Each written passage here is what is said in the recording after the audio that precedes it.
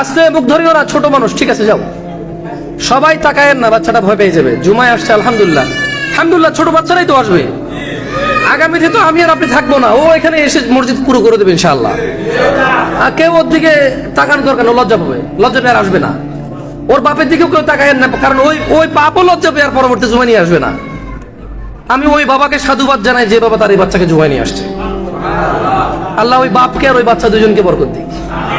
এবং এই মসজিদের মুসল্লি যারা এই বাচ্চাটা চিল্লা চিল্লি করার পর তার দিকে রাগ হয়ে তাকায়নি, আল্লাহ তাদের উপর বরকত দিক।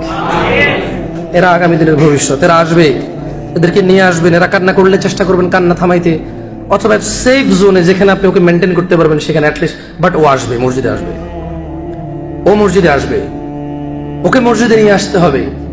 আপনি যদি ওকে এই মসজিদটা চিনাই দেন, সারা জীবন ইবাদত করবে সে, সমপরিমাণ নাকি আপনিও পাবেন।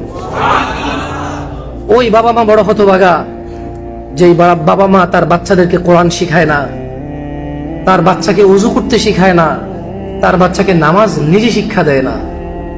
ওই বাবা মা হতভাগা। বাবা মার সফলতা কোথায়?